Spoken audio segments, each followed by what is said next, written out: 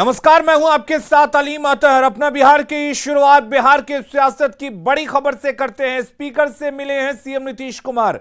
विजय सिन्हा और नीतीश कुमार की मुलाकात हुई है।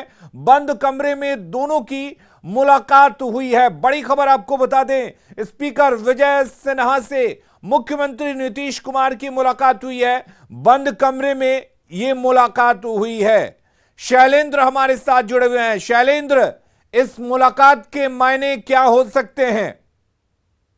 ये कहा जा सकता है कि बेहद महत्वपूर्ण है दोनों नेताओं की मुलाकात, क्योंकि बंद कमरे में मुलाकात हुई है। और सबसे बड़ी बात है कि विधानसभा में जो घटनाक्रम हाल के दिनों में चल रहा है, उन चीजों को लेकर के चर्चा होने की संभावना है। देखिए, एक और जो विधायकों को उनके जिले में और विधानसभा क्षेत्र में कार्यालय देने की बात थी, उस पर भी सरकार के द्वारा नाराजगी जाहिर की गई थी। और दूसरी ओर उत्कृष्ट विधानसभा और उत्कृष्ट विधायक के चुनाव को लेकर के भी जो गतिरोध था जदयू का, जदयू के विधायक इस डिबेट में शामिल नहीं हुए थे, तो कई मामले पर कहीं न कहीं विरोध था विधानसभा अध्यक्ष के निर्णय पर जदयू को। उसके बाद दोनों नेताओं की मुलाकात होती है तो महत्वपूर्ण माना जा रहा है। और सबसे बड़ी बात है कि जो राजनीतिक, यदि हम बात करें तो जिस तरीके से जो भी राजनीतिक घटनाक्रम बिहार में बदला है, एआईएमआईएम के जो विधायक हैं वो उन्होंने पाला बदला। उसके बाद जो घटनाक्रम चल रहा है, अग्निपथ पर जिस तरीके से विरोध प्रदर्शन सदन से लेकर के सड़क पर हो रहा है, तो उन तमाम मुद्दों पर बातचीत की संभावना है। लेकिन जिस तरीके से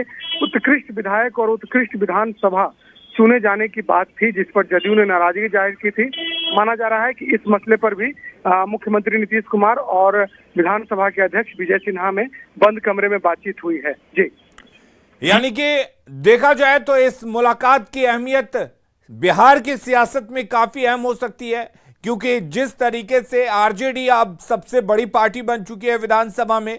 दूसरी बात यह कि आज मॉनसून सत्र का आखिरी दिन था। बिल्कुल, देखिए, जाहिर सी बात है क्योंकि आरजेडी में एमआईएम के जो विधायक हैं वो शामिल हो गए हैं। और मुख्यमंत्री के मिलने के ठीक पहले विधानसभा अध्यक्ष ने भी उन सभी 4 विधायकों से बारी बारी बातचीत की है। और उसके बाद मुख्यमंत्री नीतीश कुमार से उनकी मुलाकात हुई है। कल और पिछले 2 दिनों में कई गतिरोध थे जदयू और खास करके कहा जा सकता है कि विधानसभा अध्यक्ष और बीजेपी के विधायकों के बीच में कुछ मसलों पर। तो इन तमाम चीजों को देखते हुए अचानक मुख्यमंत्री नीतीश कुमार विधानसभा अध्यक्ष के कमरे में पहुंचते हैं और उसके बाद दोनों की बातचीत होती है बंद कमरे में। तो ऐसे में कयास यह लगाया जा रहा है कि जो भी विवाद था या फिर जिन मसलों पर नीतीश कुमार को और उनकी पार्टी को एतराज है, उन मसलों पर चर्चा हुई है। जी, चलिए, बहुत शुक्रिया आपका तमाम जानकारी देने के लिए शैलेंद्र। और रुक करेंगे इस वक्त एक और बड़ी खबर की। सीवान में न्यूज 18 की खबर का एक बार फिर से बड़ा असर हुआ है। दरअसल एक पैर से स्कूल जाना और अपनी दिनचर्या काम करने वाली खबर चलने के बाद सीवान के डीएम ने खुद संज्ञान लिया और बच्ची प्रियांशु को तुरंत ट्राईसाइकिल बैसाखी मुहैया कराई है। साथ ही साथ उन्होंने कहा है कि परिवार की माली हालत अच्छी नहीं है, उसको देखते हुए सरकारी मदद और कृत्रिम पैर लगाने की भी बात कही गई है। वहीं इसके साथ ही ग्रामीण और लड़की के माता पिता न्यूज 18 को धन्यवाद दे रहे हैं। छात्रा के परिजन और स्थानीय ग्रामीणों से बात की संवाददाता मृत्युंजय सिंह ने। न्यूज 18 पर खबर चलने के बाद सीवान के जिलाधिकारी द्वारा संज्ञान लिया गया है और देख सकते हैं ये दिव्यांग का घर है और इसे ट्राईसाइकिल बैसाखी मुहैया कराई गई है। चूँकि ये अभी तक पैदल या किसी तरह अपना दिनचर्या करती थी, एक पैर पे ये करती थी। हमारे साथ देख सकते हैं उनके माता है और ये वही प्रियांशु है, आप देख सकते हैं, ये और शिक्षक हैं। हम जानिए कि प्रियांशु से कि क्या बनना है आपको, क्या समस्या होती थी आपको?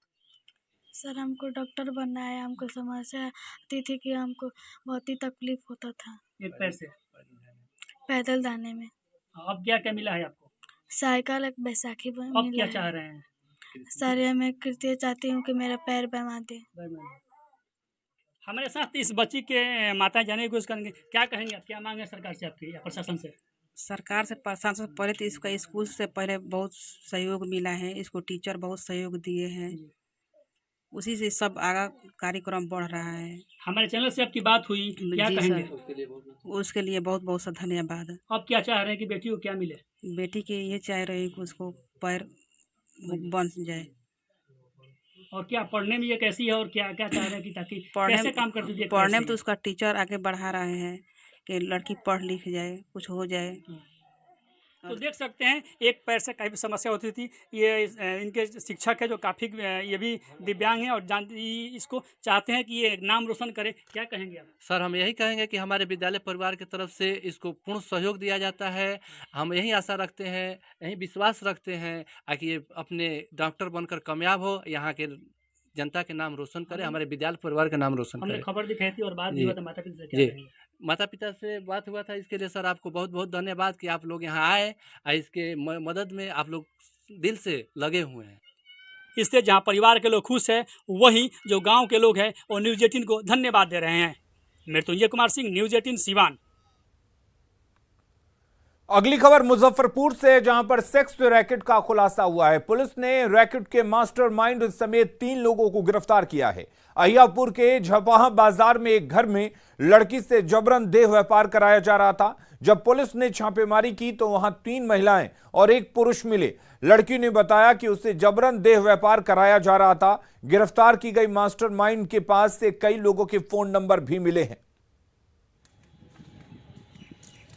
झापा बाजार पे कुछ महिला के द्वारा एक मार्केट में अवैध धंधा किया जा रहा था, देह व्यापार किया जा रहा था। सूचना पाके वहाँ पर गए और महिला सिपाही के साथ गिरफ्तार करके थाना पे सत्यापन करने के लिए कितनी महिला लाया गया। इसमें दो शादीशुदा महिला, एक कुमारी महिला। और अब बात बिहार में हुई जम के बारिश की।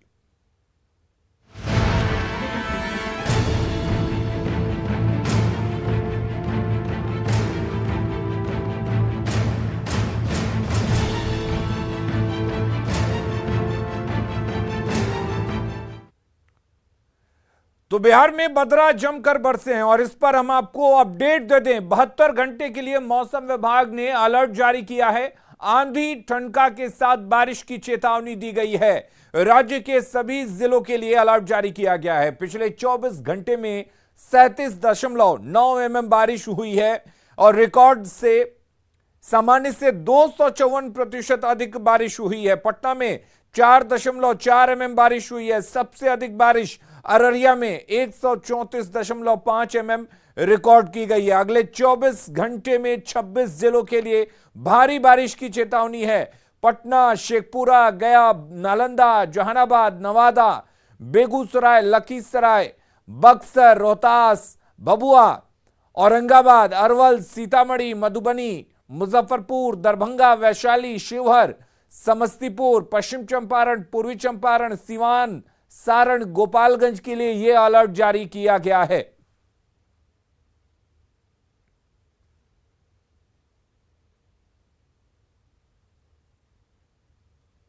और अब बात उफान पर नदियां और आफत में जान की।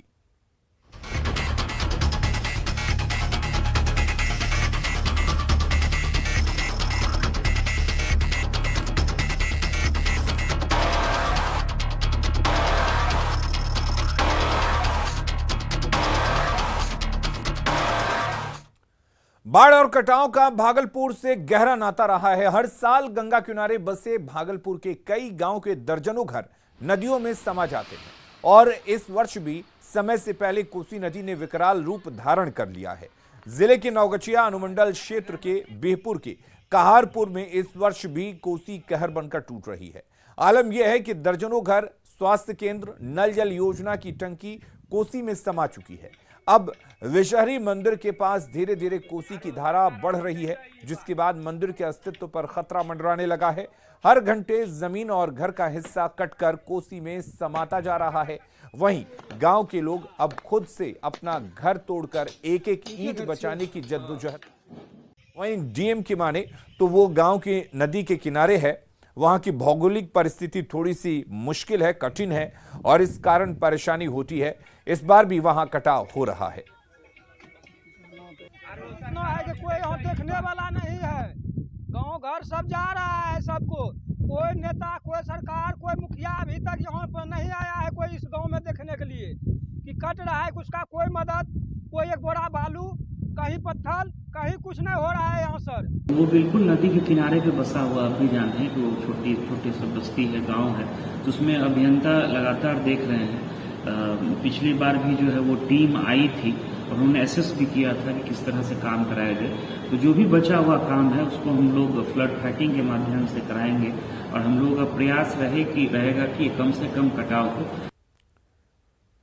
किशनगंज के टेढ़ागाछ प्रखंड क्षेत्र में नेपाल में हो रही बारिश का असर देखा जा रहा है। टेढ़ागाछ प्रखंड से बहने वाली कनकई, रेतुआ और गोरिया नदी से टेढ़ागाछ और बहादुरगंज प्रखंड क्षेत्र में भीषण कटाव से दर्जनों परिवार विस्थापित हो चुके हैं। सुइया गांव में लोगों ने प्रशासन से मदद की गुहार लगाई है। सुइया सहनी टोला में एक कर 8 घर रेतुआ नदी के गर्भ में समा चुके हैं।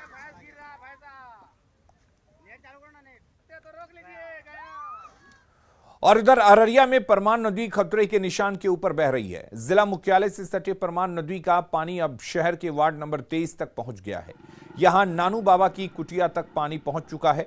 2 दिनों की भारी बारिश से मान, बकरा, नूना, रतवा, घाघी, सुरसर नदियों का पानी बढ़ जाने की वजह से बाढ़ जैसे हालात बन गए हैं। सबसे ज्यादा खराब हालात सिकटी के सिंघिया गांव की है, जो नूना नदी की बदली धारा से टापू बन गया है। अररिया में 2 दिनों की बारिश के बाद परमान सहित कई नदियां जो है उफान पे हैं। तस्वीर जो दरअसल अररिया जिला मुख्यालय जो शहर है उससे बिल्कुल सटे परमान नदी की है। परमान नदी जो है खतरे के निशान से ऊपर बह रहा है और यह जो तस्वीर है दरअसल अररिया शहर की है। वहीं दूसरी तरफ हम दिखलाना चाहेंगे कि यह तस्वीर जो है दरअसल अररिया शहर के वार्ड नंबर 23 की है, जहां पर परमान नदी का पानी जो है वो फैल गया है और जिसकी वजह से यहां पर बाढ़ जैसा नज़ारा देखने को मिल रहा है। हम बता दें कि सबसे ज़्यादा परेशानी जो है बकरा और नूना नदी से है, जिसकी वजह से सिकटी में जो घोड़ा चौक है वहां पर नूना नदी ने अपनी धारा बदली है, जिसके बाद वहां पर सिंघिया बस्ती जो है बिल्कुल टापू नुमा में तब्दील हो गया है। यहाँ के कुछ लोग हैं ग्रामीण, उनसे जानते हैं कि आखिर ये पानी कब से बढ़ रहा है। बताइए, ये पानी कब से बढ़ रहा है, बताइए पानी कब से बढ़ रहा है? ये पानी कब से बढ़ रहा है? पानी रात से बाद तालाब हो गया बस्ती, लगभग रात में 4 दिनों नहीं, जो कमी बेसी जो हो रहा है तो लगभग 5-7 दिन से कमी बेसी हो रहा है। हाँ, 5-7 दिन से कमी बेसी हो रहा है अब तक, लेकिन पानी बेजुलूम है। पानी बहुत बढ़ते जा रहा है। शहर का हिस्सा है। हाँ, ये तो शहर है कि शहर वाला हिस्सा। हाँ, ये शहर है। तो पानी लगातार बढ़ ही रहा है। हाँ, अभी तो पानी बेजोड़ है, अभी पानी में कोई दिक्कत नहीं है, अभी तो चल रहा है बेजोड़। बढ़ रहा है। हाँ, जमशेद आलम जी।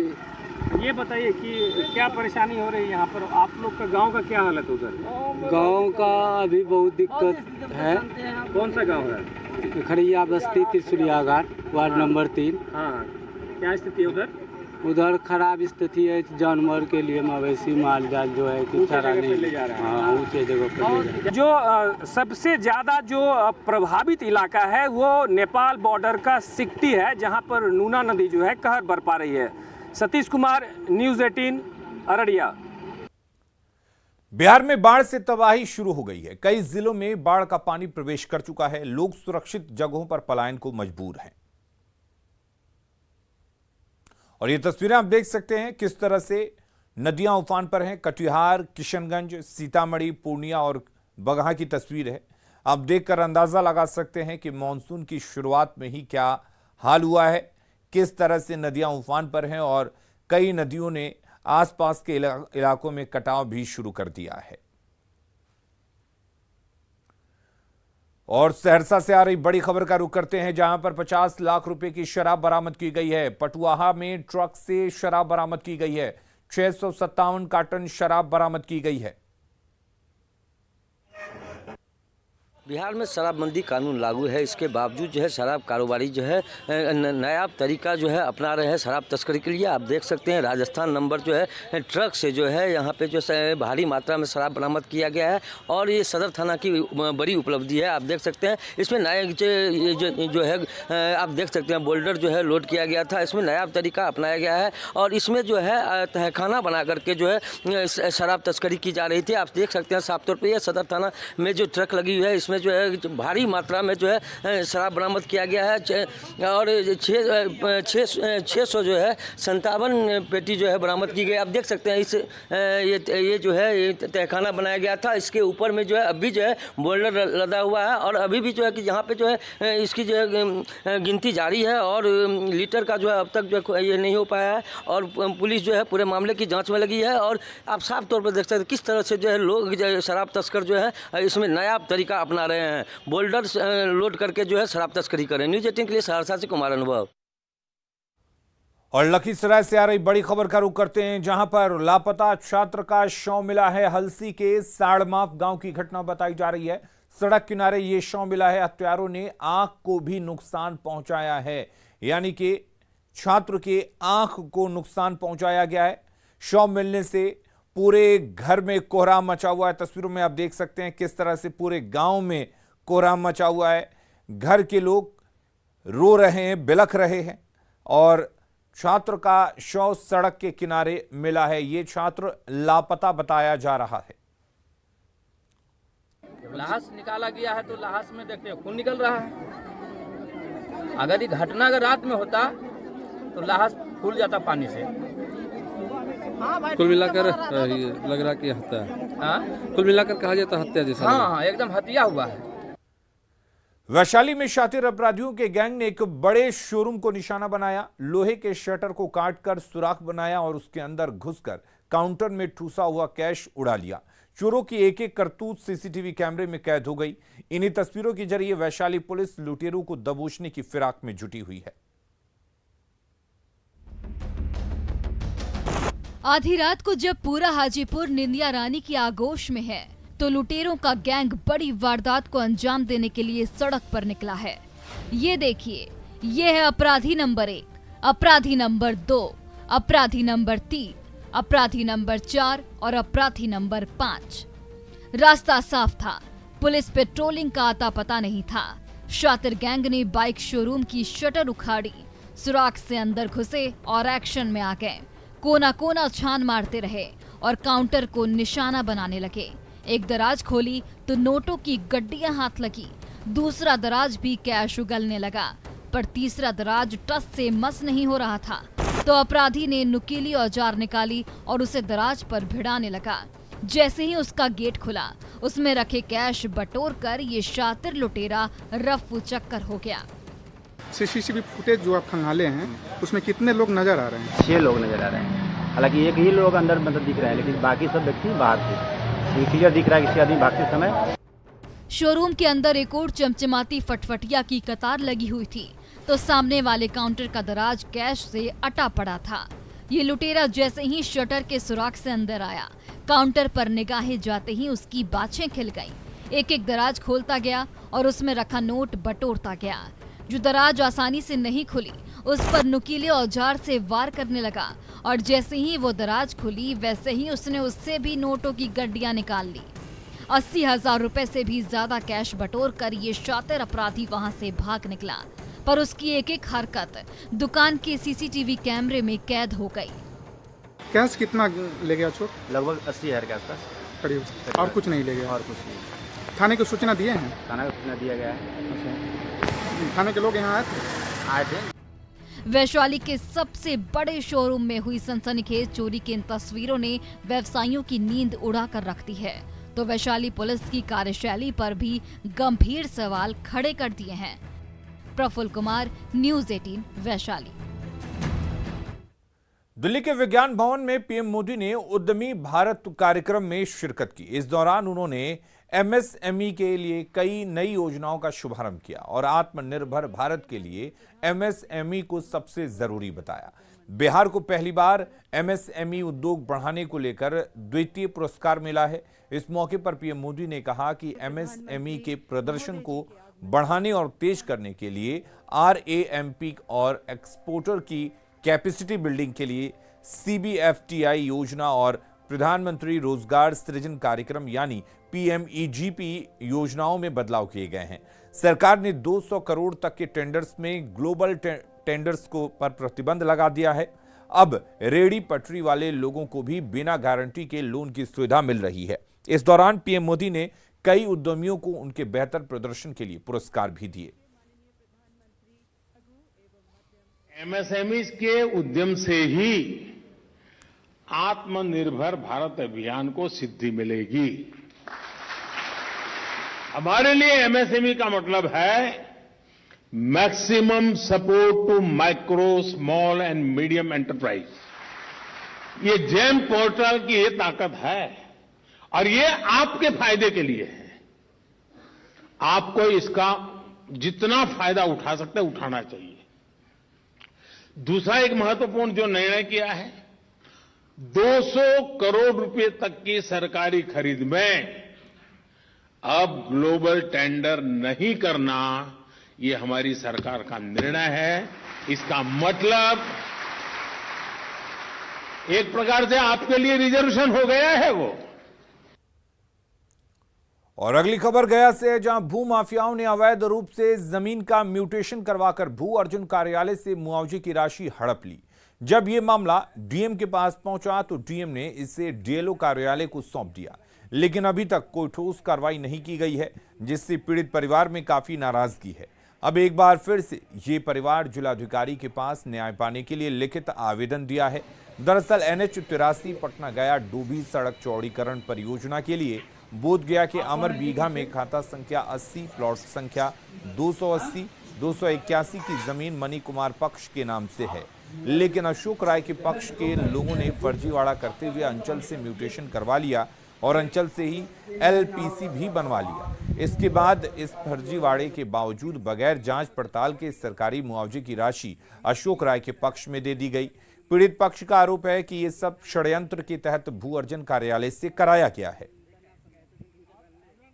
ऑफिस में अधिकारी जो थे उनसे बात हुई, उन्होंने भू माफिया से बोला कि आप इनको शेयर दे दो, जो कि ये एक नेगोशिएशन पार्ट है, ये भी इलीगल है। भू माफिया कौन होता है? मेरे को पैसा देने वाला।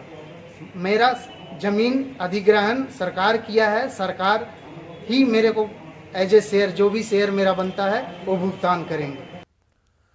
और गया से इस वक्त एक बड़ी खबर आ रही है, जहां पर ट्रेन से सोने की बिस्किट बरामद की गई है। 1 किलो 600 ग्राम सोना बरामद किया गया है। 81 लाख रुपए कीमत बताई जा रही है। गिरफ्तार किए गए 3 तस्कर भी पुलिस के हिरासत में ले लिए गए हैं। तो 3 तस्करों को गिरफ्तार किया गया है, जिनके पास से 81 लाख के सोने के बिस्किट बरामद किए गए हैं।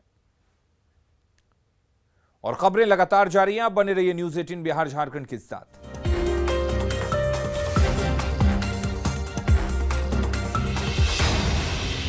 है और एक अंगूठी को हाथ में रख